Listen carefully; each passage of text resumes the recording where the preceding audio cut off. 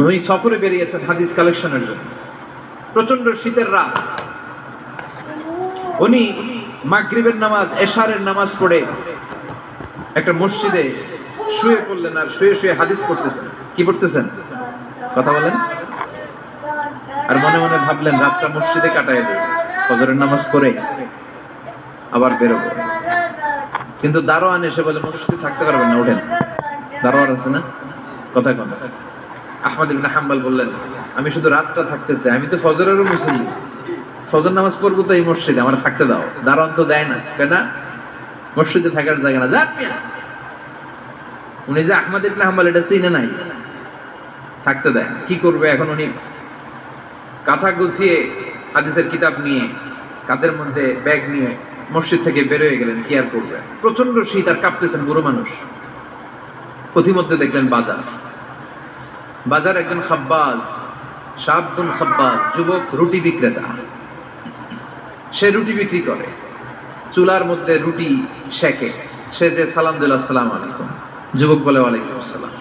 আহমদ ইবনে হাম্বল বলে, যুবক আমার যাওয়ার জায়গা নেই, সফরে বেরিয়েছি, খুব শীতে কষ্ট পাচ্ছি, রাতে যদি তোমার এই চুলা থেকে একটু আগুন পোহাই কোনো সমস্যা? যুবক বলে, না না সমস্যা না, আহলান ওয়া সাহলান, ওর সামনে আসেন আসেন, আপনি আগুন পোহাইলে আমার সমস্যা কি? সুবহানাল্লাহ পড়েন।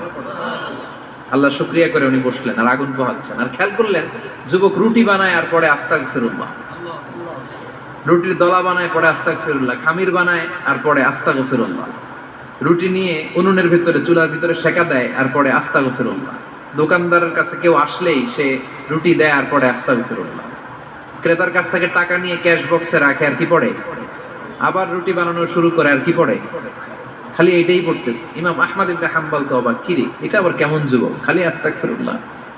উনি প্রশ্ন করেন, আসার পর থেকে তোমার দেখতেছি তুমি রুটি বানাও, রুটি বিক্রি করো আর পড়ো আস্তাগফিরুল্লাহ, মালাকা ইয়া শাবাব। যুবক বলে, আস্তাগফিরুল্লাহ আমার সবচেয়ে বেশি পছন্দের আমল, আমি সব সময় আঠার মতো ইস্তেগফারের সাথে লেগে থাকি আর সব সময় পড়তে থাকি আস্তাগফিরুল্লাহ, আর এর বদৌলতে আল্লাহ আমারে মুস্তাজাবুদ দাওয়া বানিয়ে দিয়েছে। আহমদ ইবনে হাম্বল তো অবাক, আনতা মুস্তাজাবুদ দাওয়া, তুমি মুস্তাজাবুদ দাওয়া, রুটিওয়ালা।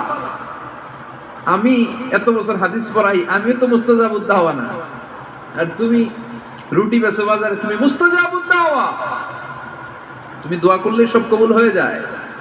যুবক বলে, না আনা মুস্তাজাবুদ দাওয়া, আমি আমার জীবনে যত দোয়া করেছি কবুল করে নিয়েছে কে?